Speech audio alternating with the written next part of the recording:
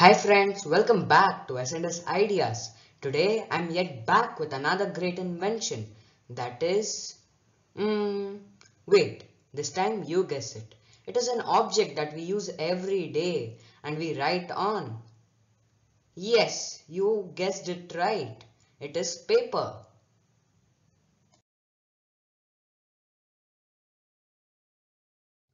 Paper was invented in China in the year of 105 CE.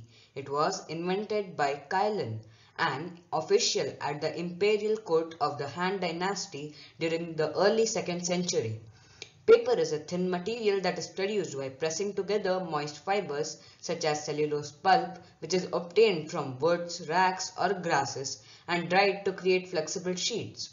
Paper is used in several ways.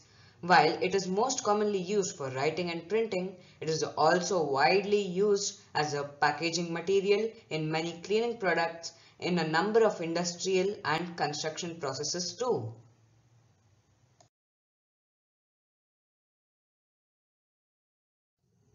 Now, I am sure that you must be wondering what is the derivation of the word paper. Let me tell you, the word paper is derived from the word papyrus, which is the ancient Greek name of the Cyprus papyrus plant. Papyrus is a thick paper-like material that is produced from the pith of this plant, which was used in the ancient Egypt and other Mediterranean cultures for writing much before paper was invented.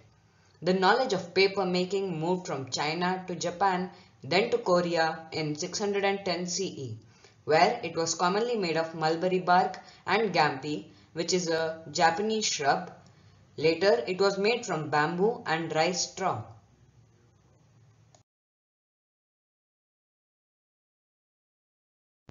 So that was in brief about the history of paper. Hope you liked it. Thank you.